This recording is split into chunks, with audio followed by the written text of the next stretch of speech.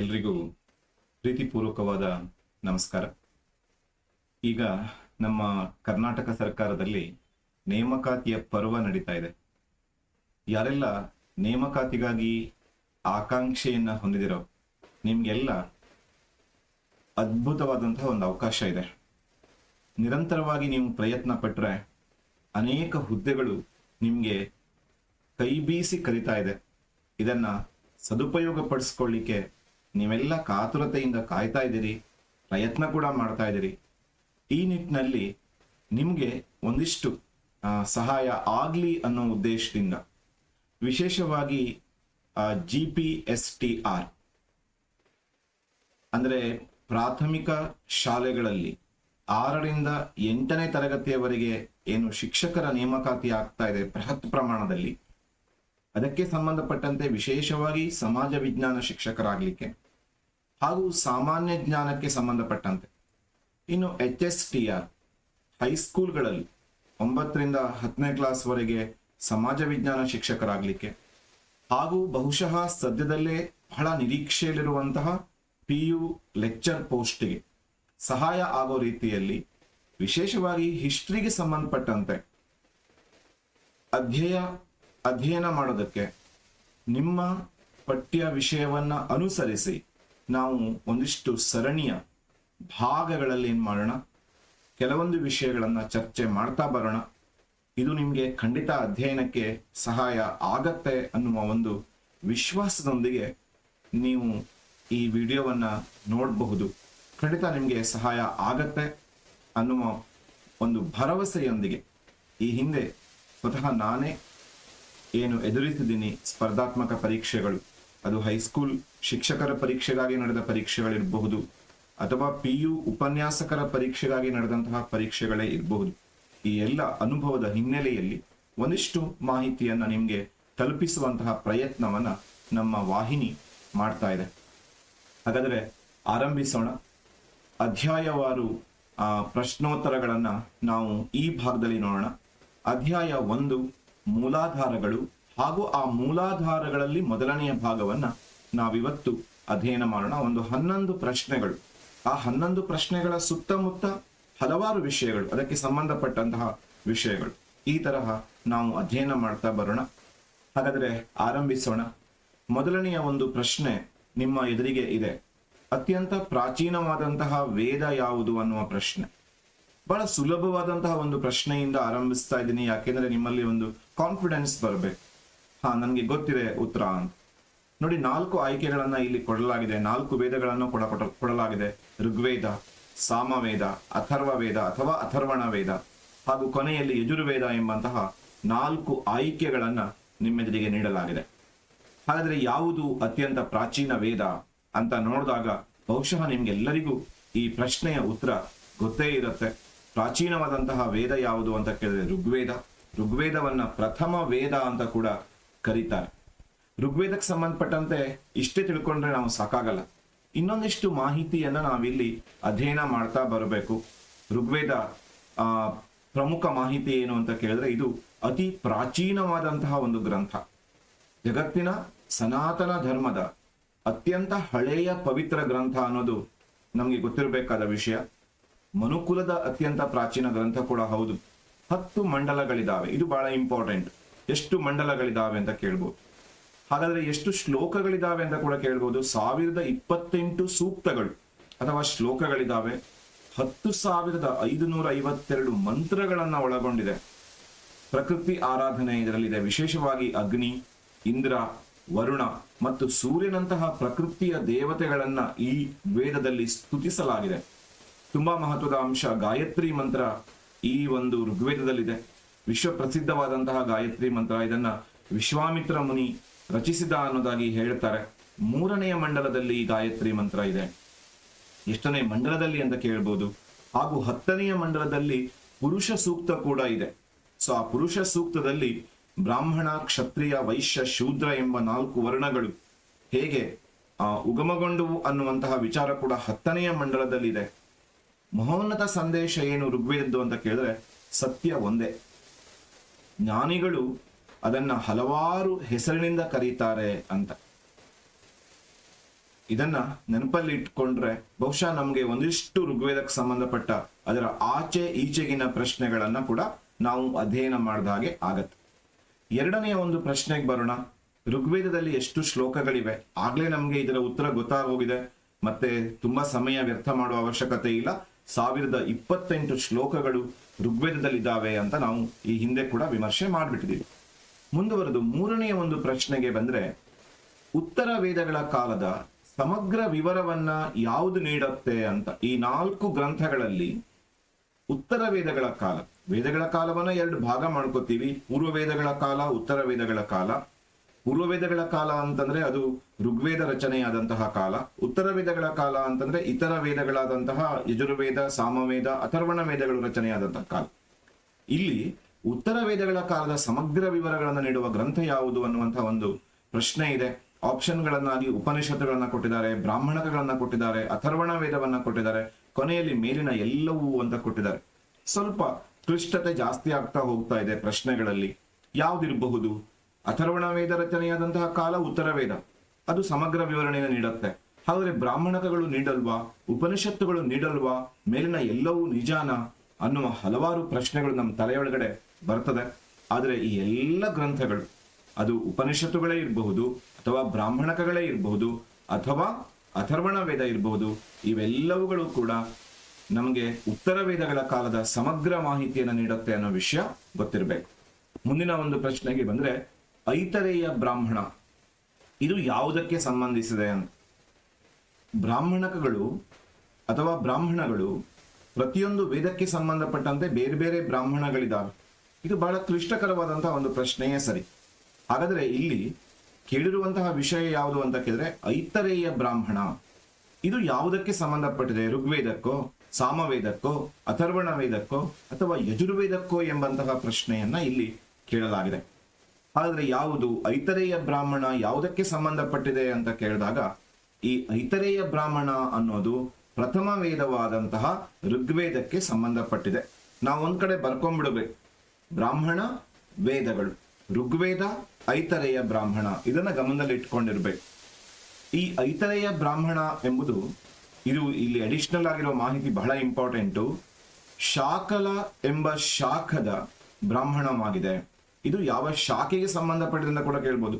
ಶಾಕಲ, ಐತರೇಯ ಬ್ರಾಹ್ಮಣ ಅನ್ನೋದು ಪವಿತ್ರ ಸ್ತೋತ್ರಗಳ ಸಂಗ್ರಹ ಇದು.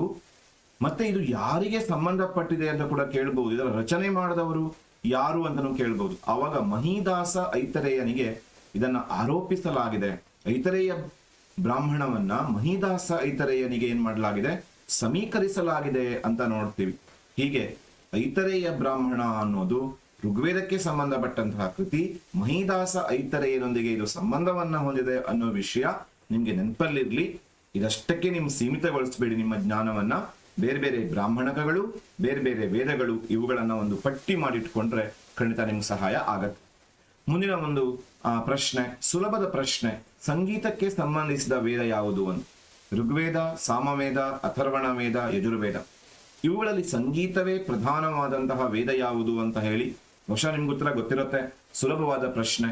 ಸಾಮವೇದವನ್ನ ಸಂಗೀತ ಪ್ರಧಾನವಾದಂತಹ ವೇದ ಅಂತ ಹೇಳಿ ಕರೀತಾರೆ. ಅದಕ್ಕೆ ಸಂಬಂಧಪಟ್ಟಂತಹ ಒಂದಿಷ್ಟು ಅಡಿಷನಲ್ ಆಗಿರೋ ಮಾಹಿತಿಯನ್ನು ತಿಳ್ಕೊಳ್ಳೋದಾದ್ರೆ, ಈ ಸಾಮವೇದ ಏನಿದೆ ಇದರಲ್ಲಿ ಭಾರತದ ಶಾಸ್ತ್ರೀಯ ಸಂಗೀತದ ಬಗ್ಗೆ ಉಲ್ಲೇಖ ಇದೆ. ಇದನ್ನ ನೃತ್ಯದ ಪಿತಾಮಹ ಅಂತ ಕೂಡ ಕರಿತೀವಿ. ಕೇವಲ ಸಂಗೀತ ಅಷ್ಟೇ ಅಲ್ಲ, ನೃತ್ಯಕ್ಕೆ ಸಂಬಂಧಪಟ್ಟಂತಹ ವಿಷಯ ಕೂಡ ಇದೆ. ಸಾಮ ಅಂತಂದ್ರೆ ಮಧುರವಾದಂತಹ ಗೀತೆ, ಗಾಯನ ಅಂತ ಅರ್ಥ. ಋಗ್ವೇದದ ಮಂತ್ರಗಳನ್ನ ಇದು ರಾಗಬದ್ಧವಾಗಿ ಹಾಡುವುದೇ ಇದರ ಒಂದು ಮುಖ್ಯವಾದಂತಹ ಗುರಿ ಅಥವಾ ಉದ್ದೇಶ. ಅದನ್ನ ಇಟ್ಕೊಂಡು ಈ ಸಾಮವೇದವನ್ನ ರಚನೆ ಮಾಡಲಾಗಿದೆ ಅಂತ ನಾವು ನೋಡ್ತೀವಿ.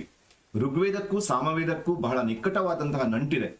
1875 ಮಂತ್ರಗಳೇನಿದಾವೆ ಈ ಸಾಮವೇದದಲ್ಲಿ, ಆ 1875 ಮಂತ್ರಗಳಲ್ಲಿ ಬಹುಪಾಲು ಮಂತ್ರಗಳು ಎಲ್ಲಿಂದ ಬಂದಿದಾವೆ ಅಂತ ಕೇಳಿದ್ರೆ ಅವೆಲ್ಲ ಋಗ್ವೇದದಿಂದನೇ ಆಯ್ಕೆ ಮಾಡಿಕೊಳ್ಳಲಾಗಿದೆ.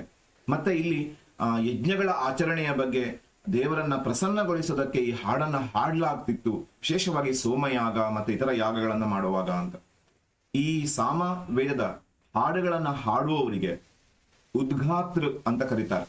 ಋಗ್ವೇದವನ್ನ ಮಂತ್ರಗಳನ್ನ ಹೇಳುವವರಿಗೆ ಹೋತ್ರಿಗಳು ಅಂತ ಕರೆದ್ರೆ, ಇಲ್ಲಿ ಉದ್ಘಾತ್ರರು, ಉದ್ಘಾತ್ರ ಪುರೋಹಿತರು ಅಂತ ಹೇಳಿ ಕರೀತಿದ್ರು ಈ ಸಾಮವೇದವನ್ನ ಹೇಳುವಂತಹ ಪುರೋಹಿತರಿಗೆ ಅಂತ. ಇದನ್ನ ಕೂಡ ನೀವು ನೆನಪಲ್ಲಿ ಇಟ್ಕೊಂಡಿರ್ಬೇಕು. ಹೋತ್ರಿ, ಉದ್ಘಾತ್ರಿ, ಈ ತರದ್ದು ಕೂಡ ನಿಮ್ಗೆ ಕೇಳುವ ಸಾಧ್ಯತೆಗಳು ಇದಾವೆ. ಇನ್ನು ಮುಂದಿನ ಒಂದು ಪ್ರಶ್ನೆಗೆ ಬಂದ್ರೆ, ಅಥರ್ವಣ ವೇದಕ್ಕೆ ಸಂಬಂಧಿಸಿದಂತಹ ಬ್ರಾಹ್ಮಣ. ಆಗ್ಲೇ ನಾವು ನೋಡಿದ್ವಿ ಋಗ್ವೇದಕ್ಕೆ ಸಂಬಂಧಿಸಿದ ಬ್ರಾಹ್ಮಣ ಯಾವುದು ಅಂತ ಹೇಳಿ, ಅದಕ್ಕೆ ಉತ್ತರ ಐತರೇಯ ಆಗಿತ್ತು. ಹಾಗೆ ಇಲ್ಲಿ ಈ ಉತ್ತರ ಆಗೋದಕ್ಕೆ ಸಾಧ್ಯನೇ ಇಲ್ಲ.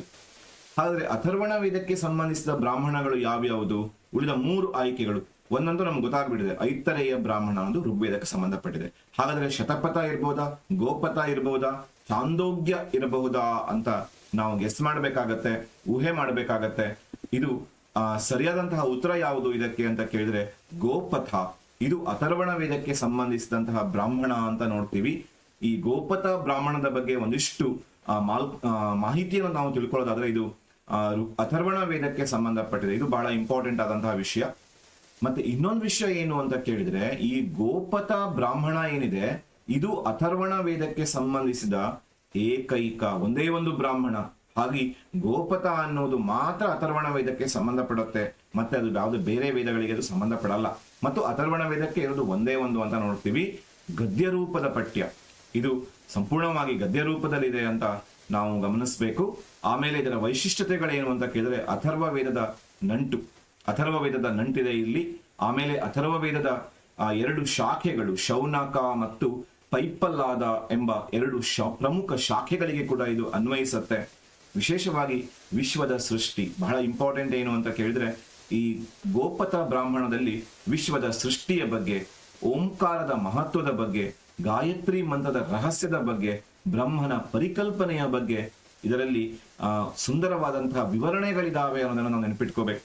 ಇದನ್ನ ಅನೇಕ ಸಲ ಪ್ರಶ್ನೆಗಳಲ್ಲಿ ಕೇಳಿದ್ದಾರೆ. ವಿಶ್ವದ ಪರಿಕಲ್ಪನೆಯನ್ನ ಅಥವಾ ಓಂಕಾರದ ಮಹತ್ವವನ್ನ, ಗಾಯತ್ರಿ ಮಂತ್ರ ಋಗ್ವೇದದಲ್ಲಿದೆ, ಆದರೆ ಅದರ ಮಹತ್ವವನ್ನ, ಬ್ರಹ್ಮ ಪರಿಕಲ್ಪನೆಯನ್ನ ಎಲ್ಲಿ ಹೇಳಲಾಗಿದೆ ಅಂತ ಕೇಳಿದ್ರೆ ಅದು ಗೋಪಥ ಬ್ರಾಹ್ಮಣದಲ್ಲಿ ಅನ್ನೋದು ತುಂಬಾ ಮಹತ್ವದ್ದು. ಯಜ್ಞಯಾಗಾದಿಗಳನ್ನ ಮೇಲ್ವಿಚಾರಣೆ ಮಾಡುವಂತಹ ಪುರೋಹಿತರನ್ನ ಬ್ರಹ್ಮ ಅವರ ಮಹತ್ವ ಮತ್ತು ಕರ್ತವ್ಯಗಳನ್ನ ಇದು ಪ್ರತಿಬಿಂಬಿಸುತ್ತೆ ಅನ್ನೋದನ್ನ ನೆನಪಲ್ಲಿಟ್ಟುಕೊಂಡಿರಿ. ಮಹೋನ್ನತ ಸಂದೇಶ ಏನು ಗೋಪಥ ಬ್ರಾಹ್ಮಣದ್ದು ಅಂತ ಕೇಳಿದ್ರೆ, ಧರ್ಮೋ ರಕ್ಷತಿ ರಕ್ಷಿತಃ. ಇದನ್ನ ಅನೇಕ ಸಲ ನಾವು ಕೇಳಿರ್ತೀವಿ, ನಾವು ಧರ್ಮವನ್ನ ರಕ್ಷಿಸಿದ್ರೆ ಧರ್ಮ ನಮ್ಮನ್ನ ರಕ್ಷಿಸ್ತದೆ. ಇಂತಹ ಉದಾತ್ತ ವಾಕ್ಯ ಎಲ್ಲಿದೆ ಅಂತ ಕೂಡ ಕೇಳಬಹುದು. ಆಗ ಧರ್ಮೋ ರಕ್ಷತಿ ರಕ್ಷಿತಃ ಈ ವಾಕ್ಯ ಇರೋದು ಎಲ್ಲಿ ಅಂತ ಕೇಳಿದ್ರೆ ಅದು ಗೋಪಥ ಬ್ರಾಹ್ಮಣದಲ್ಲಿ ಅಂತ ನೋಡ್ತೀವಿ. ಹೀಗೆ ಅಥರ್ವಣ ವೇದಕ್ಕೆ ಸಂಬಂಧಪಟ್ಟಿದ್ದು ಗೋಪಥ ಹಾಗೂ ಋಗ್ವೇದಕ್ಕೆ ಸಂಬಂಧಪಟ್ಟಿದ್ದು ಐತರೇಯ. ಇವುಗಳ ಬಗ್ಗೆ ಗಮನ ಇರಲಿ. ಮುಂದೆ ಮೂಲಾಧಾರಗಳಿಗೆ ಸಂಬಂಧಪಟ್ಟ ಮುಂದಿನ ಪ್ರಶ್ನೆ, ತ್ರಿಪಿಟಕಗಳು ಯಾವಾಗ ರಚನೆ ಆಯಿತು ಅಂತ ಹೇಳಿ. ಗೌತಮ ಬುದ್ಧನ ಜ್ಞಾನೋದಯದ ನಂತರ ರಚನೆ ಆಯ್ತಾ, ಬುದ್ಧನ ಜೀವಿತಾವಧಿಯ ಅಂತಿಮ ಕಾಲದಲ್ಲಿ ರಚನೆ ಆಯ್ತಾ, ಬುದ್ಧನ ಮರಣಾನಂತರ ರಚನೆ ಆಯ್ತಾ, ಅಥವಾ ಗುಪ್ತರ ಕಾಲದಲ್ಲಿ ರಚನೆ ಆಯ್ತಾ ಅನ್ನುವಂತಹ ಪ್ರಶ್ನೆ ಸ್ವಲ್ಪ ಯೋಚನೆ ಮಾಡಬೇಕಾದಂತಹ ಅಂಶ. ತ್ರಿಪಿಟಕಗಳು ಅಂದ್ರೆ ಬೌದ್ಧ ಧರ್ಮದ ಪವಿತ್ರ ಗ್ರಂಥಗಳು. ಬಹುಶಃ ಬುದ್ಧನ ಜ್ಞಾನೋದಯದ ನಂತರ ರಚನೆಯಾಗಿರ್ಬಹುದು ಅಂತ ನಾವು ಅನ್ಕೋತೀವಿ. ಇಲ್ಲ, ಬುದ್ಧನ ಜೀವಿತಾವಧಿಯ ಅಂತಿಮ ಕಾಲದಲ್ಲಿ ರಚನೆಯಾಗಿರಬಹುದು ಅಂತ. ಆದರೆ ಅವೆರಡೂ ಕೂಡ ಸರಿಯಾದ ಉತ್ತರ ಅಲ್ಲ. ಬುದ್ಧನ ಮರಣಾನಂತರ ಈ ತ್ರಿಪಿಟಕಗಳು ರಚನೆಯಾಗತ್ತೆ ಅಂತ ನೋಡ್ತೀವಿ. ಸುತ್ತ, ವಿನಯ ಮತ್ತು ಅಭಿಧಮ್ಮ ಪಿಟಕಗಳೇ ಆ ತ್ರಿಪಿಟಕಗಳು. ಬುದ್ಧನ ಮರಣಾನಂತರ ಏನು 4 ಬೌದ್ಧ ಸಮ್ಮೇಳನಗಳು ನಡೆಯುತ್ತೆ. 483 ಸಾಮಾನ್ಯ ಶಕ ಪೂರ್ವ ಮೊದಲನೇ ಬೌದ್ಧ ಮಹಾಸಮ್ಮೇಳನ, 383 ಎರಡನೆಯ ಬೌದ್ಧ ಮಹಾಸಮ್ಮೇಳನ, 250 ಸಾಮಾನ್ಯ ಶಕ ಪೂರ್ವ ಮೂರನೇ ಬೌದ್ಧ ಮಹಾಸಮ್ಮೇಳನ, ಹಾಗೂ ಕೊನೆಯಲ್ಲಿ 4ನೇ ಬೌದ್ಧ ಮಹಾಸಮ್ಮೇಳನ ಸಾಮಾನ್ಯ ಶಕ 102. ಹೀಗೆ 4 ಸಮ್ಮೇಳನಗಳು 483, 383, 250 ಎಲ್ಲ ಸಾಮಾನ್ಯ ಶಕ ಪೂರ್ವ, 102 ಸಾಮಾನ್ಯ ಶಕ. ಅವು ಅನುಕ್ರಮವಾಗಿ ಎಲ್ಲೆಲ್ಲಿ ನಡೀತು ಇದನ್ನು ಕೂಡ ಪಟ್ಟಿ ಮಾಡಿ ಇಟ್ಕೊಳ್ಳಿ. ಅವು ಕೂಡ ನಿಮ್ಮ ಸಹಾಯಕ್ಕೆ ಬರುತ್ತೆ. ಮೊದಲನೆಯ ಸಮ್ಮೇಳನ ರಾಜಗೃಹ, 2ನೆಯ ಸಮ್ಮೇಳನ ವೈಶಾಲಿ, 3ನೆಯ ಸಮ್ಮೇಳನ ಪಾಟಲಿಪುತ್ರ, 4ನೆಯ ಸಮ್ಮೇಳನ ಕಾಶ್ಮೀರದ ಕುಂಡಲವನ. ಯಾರ್ಯಾರು ಆಯೋಜಿಸಿದ್ರು? ಅಜಾತಶತ್ರು 1ನೆಯ ಸಮ್ಮೇಳನ, ಕಾಲಾಶೋಕ 2ನೆಯ ಸಮ್ಮೇಳನ, ಅಶೋಕ 3ನೆಯ ಸಮ್ಮೇಳನ, ಕಾನಿಷ್ಕ 4ನೆಯ ಸಮ್ಮೇಳನ. ಯಾರು ಅಧ್ಯಕ್ಷರಾಗಿದ್ರು ಇವುಗಳ ಬಗ್ಗೆ ಕೂಡ ನೆನಪಲ್ಲಿ ಇಟ್ಟುಕೊಂಡ್ರಿ. ಅಧ್ಯಕ್ಷರಾಗಿದ್ದವರಲ್ಲಿ ನಾವು ಗಮನಿಸ್ತಾ ಬಂದ್ರೆ ಆರಂಭದ ಏನು ಮೊದಲನೆಯ ಸಮ್ಮೇಳನ ಇದೆ ಮಹಾಕಶ್ಯಪ, 2ನೆಯ ಸಮ್ಮೇಳನಕ್ಕೆ ಸಭಾಕಾಮಿ ಅಥವಾ ಸುಬ್ಬಕಾಮಿ, 3ನೆಯ ಸಮ್ಮೇಳನಕ್ಕೆ ಮೊಗ್ಗಲಿಪುತ್ತ ತಿಸ್ಸ, 4ನೆಯ ಸಮ್ಮೇಳನಕ್ಕೆ ವಸುಮಿತ್ರ. ಹೀಗೆ ಅಧ್ಯಕ್ಷರಾಗಿದ್ರು. ಮತ್ತೆ 4ನೆಯ ಸಮ್ಮೇಳನದಲ್ಲಿ ಬೌದ್ಧ ಧರ್ಮ 2 ಭಾಗವಾಗಿ ಒಡೆದೋಗುತ್ತೆ, ಹೀನಾಯಾನ ಮತ್ತು ಮಹಾಯಾನ ಅಂತ ಹೇಳಿ. ಇವೆಲ್ಲ ಈ ಬೌದ್ಧ ಸಮ್ಮೇಳನಗಳ ಸಂದರ್ಭದಲ್ಲಿಯೇ ಈ ತ್ರಿಪಿಟಕಗಳ ರಚನೆ ಕೂಡ ಆಗತ್ತೆ ಅನ್ನೋದನ್ನ ನಾವು ಗಮನಿಸ್ಕೋಬೇಕು. ಮುಂದಿನ ಪ್ರಶ್ನೆ, ಕಥಕ, ಕಪಿಸ್ತಕ, ಮೈತ್ರಾಯನಿ, ತೈತ್ತರೀಯ ಬ್ರಾಹ್ಮಣಗಳು ಯಾವ ವೇದಗಳ ಶಾಖೆಗಳಾಗಿವೆ? ನೋಡಿ, ಆಗ್ಲೇ ನಾವು ನೋಡಿದೀವಿ, ಐತ್ತರೀಯ ಅಂತ ಬಂದ್ರೆ ಅದು ಋಗ್ವೇದ, ಗೋಪಥ ಅಂತ ಬಂದ್ರೆ ಅದು ಅಥರ್ವಣ ವೇದ. ಹಾಗಾದ್ರೆ ಇಲ್ಲಿ ಕಥಕ, ಕಪಿಸ್ತಕ, ಮೈತ್ರಾಯನಿ, ತೈತ್ತರೀಯ ಬ್ರಾಹ್ಮಣಗಳಿದಾವೆ. ಇದು ಯಾವುದರ ಶಾಖೆ? ಋಗ್ವೇದದಿರ್ಬೋದಾ? ಇರ್ಲಿಕ್ಕಿಲ್ಲ ಅನ್ಕೊಳ್ಳೋಣ, ಹೇಳಿಕ್ ಬರಲ್ಲ. ಅಥರ್ವಣ ವೇದದ ಏಕೈಕ ಪ್ರಮುಖ ಶಾಖೆ ಗೋಪಥ, ಹಾಗೆ ಅಥರ್ವಣ ವೇದ ಅಲ್ಲ. ಇನ್ನು ಸಾಮವೇದ, ಯಜುರ್ವೇದಗಳು ನಮಗೆ ಬಹಳ ಮುಖ್ಯವಾದಂತಹ ಒಂದು ಆಯ್ಕೆಯಾಗಿ ಕಾಣಬಹುದು. ಅಂತಿಮವಾದ ಉತ್ತರ ಏನು ಅಂತ ಕೇಳಿದ್ರೆ ನೆನಪಲ್ಲಿಟ್ಕೊಂಡು ಬಿಡಿ, ಕಥಕ, ಕಪಿಸ್ತಕ, ಮೈತ್ರಾಯನಿ, ತೈತ್ತರೀಯ ಈ ಎಲ್ಲ ಬ್ರಾಹ್ಮಣಗಳು ಯಜುರ್ವೇದದ ಶಾಖೆಗಳಾಗಿವೆ ಅನ್ನೋದನ್ನ ನೆನಪಲ್ಲಿಟ್ಕೊಂಡಿರಿ. ಐತ್ತರೇಯ ಋಗ್ವೇದ, ತೈತ್ತರೀಯ ಯಜುರ್ವೇದ. ಮುಂದಿನ ಪ್ರಶ್ನೆಗೆ ಬರ್ತೀವಿ, ಕುದ್ದಕ್ ನಿಕಾಯ ಯಾವುದಕ್ಕೆ ಸಂಬಂಧಪಟ್ಟಿದೆ ಅಂತ. ಬಹುಶಃ ನೀವು ಹೆಸರು ಕೇಳಿರ್ತೀರಿ, ಕುದ್ದಕ್ ನಿಕಾಯ ಅಂತ. ಇದು ಯಾವುದಕ್ಕೆ ಸಂಬಂಧಪಟ್ಟಿದೆ ಅನ್ನೋದನ್ನ ನಾವು ಹೇಳಬೇಕು. ಇದು ಯಾವುದೋ ಒಂದು ಪಿಟಕಕ್ಕೆ ಸಂಬಂಧಪಟ್ಟಿದೆ, ಅದಂತೂ ಗ್ಯಾರಂಟಿ ಹೌದು. ವಿನಯ ಪಿಟಕನೋ, ಸುತ್ತ ಪಿಟಕನೋ, ಅಭಿಧಮ್ಮ ಪಿಟಕನೋ ಅಥವಾ ಜಾತಕ ಕಥೆಯೋ, ಇದು ಕೂಡ ಒಂದು ನಮ್ಗೆ ತಲೆಯಲ್ಲಿ ಗೊಂದಲವನ್ನು ಉಂಟು ಮಾಡುವಂತ ಪ್ರಶ್ನೆ. ಕುದ್ದಕ್ ನಿಕಾಯ ಯಾವುದಕ್ಕೆ ಸಂಬಂಧಪಟ್ಟಿದೆ ಅಂತ ಕೇಳಿದ್ರೆ ಇದು ಪಿಟಕಗಳಲ್ಲಿ ಒಂದಾದಂತಹ ಸುತ್ತ ಪಿಟಕಕ್ಕೆ ಸಂಬಂಧಪಟ್ಟಿದೆ ಅನ್ನೋದನ್ನ ನೆನಪಲ್ಲಿ ಇಟ್ಕೊಂಡಿರ್ಬೇಕು. ಹಾಗಾದ್ರೆ ಏನಿದು ಕುದ್ದಕ್ ನಿಕಾಯ? ಅದ್ರ ಬಗ್ಗೆ ಒಂದ್ ಸ್ವಲ್ಪ ಮಾಹಿತಿಯನ್ನು ನಾವು ತಿಳ್ಕೊಂಡ್ರೆ ಚೆನ್ನಾಗಿರುತ್ತಲ್ವಾ? ಕುದ್ದಕ್ ನಿಕಾಯ ಅನ್ನೋದು ಬೌದ್ಧ ಧರ್ಮದ ಸುತ್ತ ಪಿಟಕಕ್ಕೆ ಸಂಬಂಧಪಟ್ಟದ್ದು, 5ನೆಯ ಮತ್ತು ಕೊನೆಯ ವಿಭಾಗ. ಗಮನ ಇಟ್ಕೊಳ್ಬೇಕು, ಇಲ್ಲಿ ಸುತ್ತ ಪಿಟಕಕ್ಕೆ ಸಂಬಂಧಪಟ್ಟಂತಹ 5ನೆಯ ವಿಭಾಗ ಮತ್ತು ಕೊನೆಯ ವಿಭಾಗ ಇದೆ. ಪಾಲಿಯಲ್ಲಿ ಕುದ್ದಕ್, ಇದರ ಅರ್ಥ ಏನು ಕೂಡ ನಾವು ನೆನ್ಪಿಟ್ಕೋಬೇಕಾಗತ್ತೆ. ಕುದ್ದಕ್ ಅಂತಂದ್ರೆ ಚಿಕ್ಕದು ಅಥವಾ ಸಣ್ಣದು ಅಂತ ಅರ್ಥ. ನಿಕಾಯ ಅಂತಂದ್ರೆ ಸಂಗ್ರಹ ಅಂತ ಅರ್ಥ, ಒಂದು ಚಿಕ್ಕ ಸಂಗ್ರಹ ಎಂಬ ಅರ್ಥವನ್ನ ಕೊಡುತ್ತೆ ಕುದ್ದಕ್ ನಿಕಾಯ ಅಂತಂದ್ರೆ. ಇಲ್ಲಿ ಏನಿದೆ ಹಾಗಾದ್ರೆ ಈ ಕುದ್ದಕ್ ನಿಕಾಯದಲ್ಲಿ? ವಿಶೇಷವಾಗಿ ಧಮ್ಮಪದ, ಬೌದ್ಧ ಧರ್ಮದ ಬಗ್ಗೆ ಅತ್ಯಂತ ಜನಪ್ರಿಯವಾದಂತಹ ಧಮ್ಮಪದವನ್ನ ನಾವಿಲ್ಲಿ ನೋಡ್ತೀವಿ. ನೈತಿಕವಾದಂತಹ ಮೌಲ್ಯಗಳು, ಆಧ್ಯಾತ್ಮಿಕ ಬೋಧನೆಗಳು ಯಾವ ರೂಪದಲ್ಲಿದೆ ಅಂತ ಕೇಳಿದ್ರೆ ಪದ್ಯಗಳ ರೂಪದಲ್ಲಿದೆ. ಇದು ಬಹಳ ಮಹತ್ವದ್ದು. ಕುದ್ದಕ್ ನಿಕಾಯ ಪದ್ಯ ರೂಪದಲ್ಲಿದೆ. ಇನ್ನು ಜಾತಕ ಕಥೆಗಳು ಅಂದ್ರೆ ಏನು ಅಂತ ನಾವು ನೋಡಿದ್ರೆ ಗೌತಮ ಬುದ್ಧನ ಹಿಂದಿನ ಜೀವನ ವೃತ್ತಾಂತಗಳು, ಅವುಗಳು ಜಾತಕ ಕಥೆಗಳು. ಇನ್ನೂ ಒಂದು ಬಹಳ ಮಹತ್ವದ್ದು, ಅನೇಕ ಸಲ ಕೇಳಿರುವಂತಹ ಒಂದು ವಿಷಯ, ತೇರಗಾಥ ಅಥವಾ ತೇರಿಗಾಥ ಎಂದರೇನು ಅಂತ. ಈ ತೇರಿಗಾಥ ಅಂತಂದ್ರೆ ಜ್ಞಾನೋದಯವನ್ನ ಪಡೆದಂತಹ ಆರಂಭಿಕ ಭಿಕ್ಷುಗಳು. ಹೇಗೆ ಬುದ್ಧನಿಗೆ ಜ್ಞಾನೋದಯ ಆಗತ್ತೋ ಹಾಗೆಯೇ ಅನೇಕ ಬೌದ್ಧ ಭಿಕ್ಷುಗಳು ಕೂಡ ಜ್ಞಾನೋದಯವನ್ನ ಪಡ್ಕೋತಾರೆ. ಬೌದ್ಧ ಧರ್ಮವನ್ನ ಅಧ್ಯಯನ ಮಾಡ್ತಾ ಮಾಡ್ತಾ ಅವರು ಕೂಡ ಜ್ಞಾನದ ಆ ಕಕ್ಷೆಯೊಳಗೆ ಬರ್ತಾರೆ. ಅಂತವರಿಗೆ ಥೇರರು ಅಂತ ಕರೀತಾರೆ. ಜ್ಞಾನೋದಯ ಪಡೆದಂತಹ ಬೌದ್ಧ ಭಿಕ್ಷುಗಳು, ಆರಂಭಿಕ ಬೌದ್ಧ ಭಿಕ್ಷುಗಳು, ಅವರಿಗೆ ಥೇರರು ಅಂತ ಕರೀತಾರೆ. ಭಿಕ್ಷುಣಿಯರಿಗೆ ಥೇರಿಯರು ಅಂತ ಕರೀತಾರೆ. ಅವರು ಹಾಡಿದಂತಹ ಆಧ್ಯಾತ್ಮಿಕ ಗೀತೆಗಳು, ಅವುಗಳಿಗೆ ತೇರಗಾಥ ಅಥವಾ ತೇರಿಗಾಥ ಅಂತ ಕರೀತಾರೆ. ಇದನ್ನು ಕೂಡ ನೀವು ಗಮನದಲ್ಲಿ ಇಟ್ಕೊಂಡ್ರೆ ಬಹಳ ಒಳ್ಳೆಯದು ಅಂತ ನನ್ನ ಭಾವನೆ. ಮುಂದಿನ ಒಂದು ಪ್ರಶ್ನೆಗೆ ಬಂದ್ರೆ, ಈ ಕೆಳಗಿನ ಕಾಳಿದಾಸನ ಯಾವ ಕೃತಿ ಶುಂಗರ ಇತಿಹಾಸದ ಬಗ್ಗೆ ಮಾಹಿತಿ ನೀಡುತ್ತದೆ ಅಂತ. ಅವನ ಕಾಳಿದಾಸನ ಕೃತಿಗಳನ್ನ ಇಲ್ಲಿ ಕೊಟ್ಟಿದ್ದಾರೆ. ಕುಮಾರ ಸಂಭವ ಒಂದು ಮಹಾಕಾವ್ಯ, ಅದು ಮಾಳವಿಕಾಗ್ನಿಮಿತ್ರ ನಾಟಕ, ವಿಕ್ರಮೋರ್ವಶೀಯಂ ನಾಟಕ, ಮೇಘದೂತ ಇದೊಂದು ಗೀತ ಕಾವ್ಯ ಅಂತ ನೋಡ್ತೀವಿ. ಹಾಗೆ ಇದರಲ್ಲಿ ಶುಂಗರ ಇತಿಹಾಸವನ್ನ ಯಾವುದು ತಿಳಿಸುತ್ತೆ ಅಂತ ನೋಡಿದಾಗ ಮಾಳವಿಕಾಗ್ನಿಮಿತ್ರ ಇದು ಶುಂಗರ ಬಗ್ಗೆ ತಿಳಿಸುವಂತಹ ಅತ್ಯಂತ ಪ್ರಮುಖವಾದ ಕೃತಿ. ಶುಂಗ ಸಾಮ್ರಾಜ್ಯದ ಬಗ್ಗೆ ಮಾಹಿತಿ ನೀಡುತ್ತೆ ಅಂತ. ನಾವೀಗ ಮಾಳವಿಕಾಗ್ನಿಮಿತ್ರದ ಬಗ್ಗೆ ನೋಡೋದಾದ್ರೆ ಕಾಳಿದಾಸ ರಚಿಸಿದಂತಹ ಅತ್ಯಂತ ಪ್ರಸಿದ್ಧವಾದಂತಹ ಮೊದಲನೇ ನಾಟಕ ಇದು.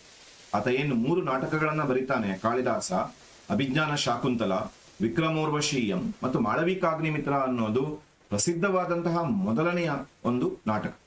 ಹಾಗಾದ್ರೆ ಏನಿದೆ ಇದರಲ್ಲಿ ಅಂತ ನೋಡ್ತಾ ಬಂದ್ರೆ, ಮಾಳ್ವ ದೇಶ, ಅದರ ರಾಜಕುಮಾರಿಯಾದಂತಹ ಮಾಳವಿಕ ಮತ್ತು ವಿದಿಶಾದ ಶುಂಗ ವಂಶದ ರಾಜ ಅಗ್ನಿಮಿತ್ರ.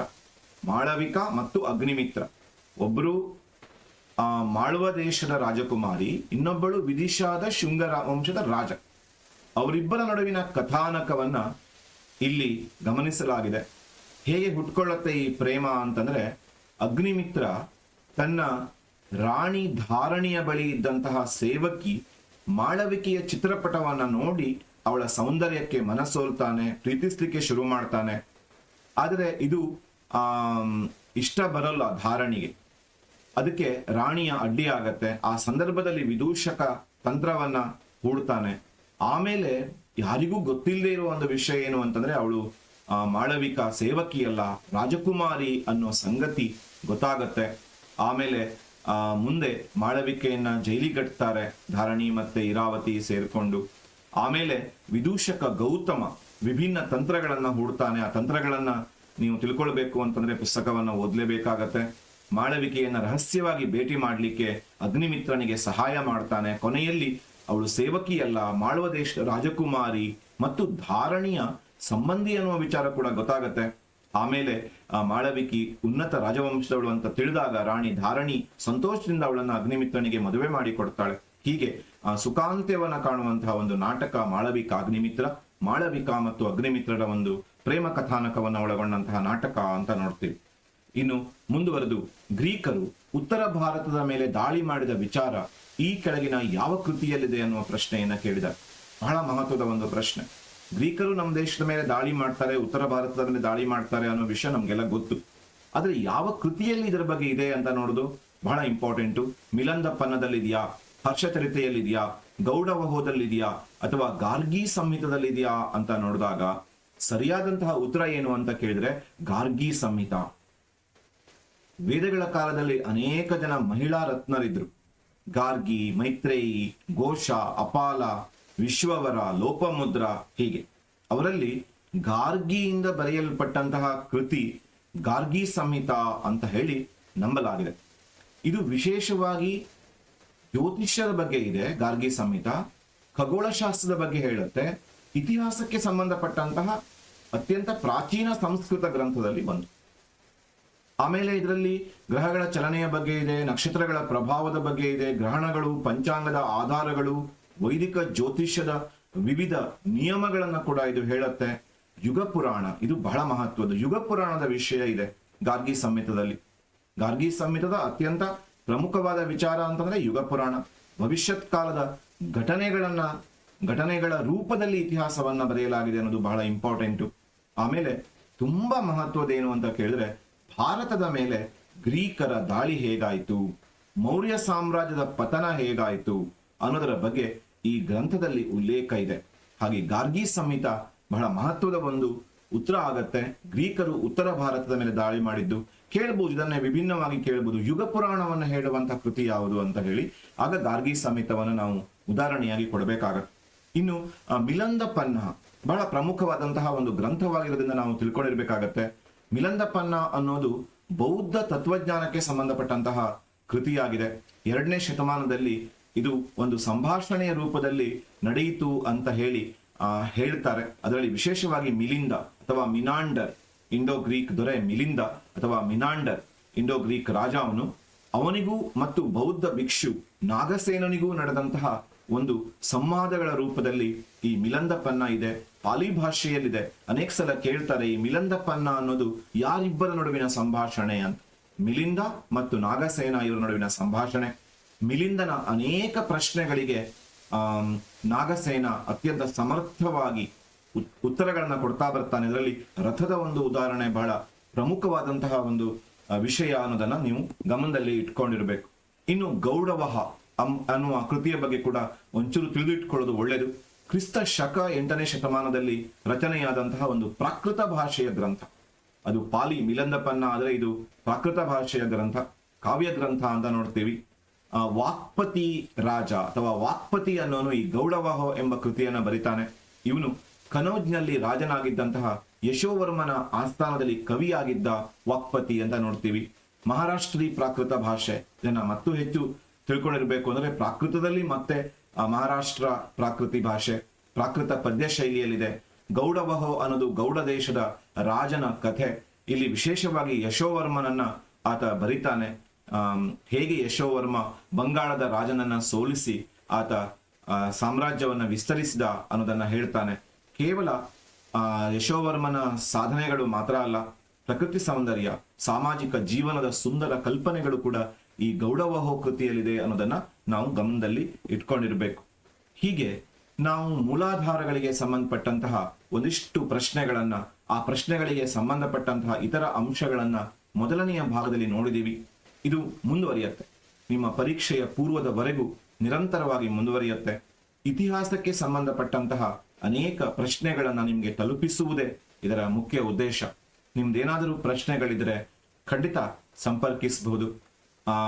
ನನ್ನ ಹೆಸರು ದತ್ತಾತ್ರೇಯ ಪರಮೇಶ್ವರ ಹೆಗಡೆ ಅಂತ ಹೇಳಿ, ಉಪನ್ಯಾಸಕನಾಗಿ, ಇತಿಹಾಸದ ಉಪನ್ಯಾಸಕನಾಗಿ ಕೆಲಸ ಮಾಡ್ತಿದ್ದೀನಿ ಕುಮಟಾದ ಬಾಡ ಎನ್ನುವ ಊರಿನಲ್ಲಿ, ಅಲ್ಲಿ ಇರುವಂತಹ ಒಂದು ಸರ್ಕಾರಿ ಪದವಿ ಪೂರ್ವ ಕಾಲೇಜ್ನಲ್ಲಿ. ನನ್ನ ವಾಟ್ಸಪ್ ನಂಬರು ಈ ತರ ಇದೆ, 9880947920. ತೀರಾ ಅವಶ್ಯಕತೆ ಇದ್ರೆ ಆರಂಭದಲ್ಲಿ ಒಂದು ಮೆಸೇಜ್ ಹಾಕಿ, ನಮ್ಗೊಂದು ಡೌಟ್ ಇದೆ, ನಮ್ಗೆ ಈ ಪ್ರಶ್ನೆಗೆ ಉತ್ತರ ಬೇಕು ಅಥವಾ ವಿವರಣೆ ಬೇಕು ಅನ್ನೋದನ್ನ ನೀವು ಕೇಳಬಹುದು. ನಿಮ್ಮ ಸಂದೇಶಗಳಿಗೆ ನಾನು ಫೋನನ್ನು ಎತ್ತೇ ಇರಬಹುದು, ಆದರೆ ನಿಮ್ಮ ಸಂದೇಶಗಳಿಗೆ ಖಂಡಿತ ಉತ್ತರಿಸ್ತೀನಿ ಮತ್ತು ಇದು ಮುಂದುವರಿಯುತ್ತೆ. ಖಂಡಿತ ಇದರ ಒಂದು ಉಪಯೋಗವನ್ನು ನೀವೆಲ್ಲ ತಗೋತೀರಿ ಅಂತ ಆಶಿಸ್ತಾ ನಾವು ಈ ಮೊದಲನೆಯ ಭಾಗವನ್ನ ಏನ್ ಮಾಡೋಣ, ಮುಗಿಸೋಣ. ಈ ವಿಡಿಯೋವನ್ನ ವೀಕ್ಷಿಸಿದ್ದಕ್ಕೆ ನಿಮ್ಮೆಲ್ಲರಿಗೂ ಥ್ಯಾಂಕ್ಸ್ ಹೇಳ್ತಾ, ನಿಮ್ಗೆ ಇದು ಸಹಾಯ ಆದರೆ ಅದೇ ಸಂತೋಷ ಅಂತ ಹೇಳ್ತಾ ಮೊದಲನೆಯ ಭಾಗವನ್ನ ಮುಗಿಸೋಣ. ಎಲ್ಲರಿಗೂ ನಮಸ್ಕಾರ.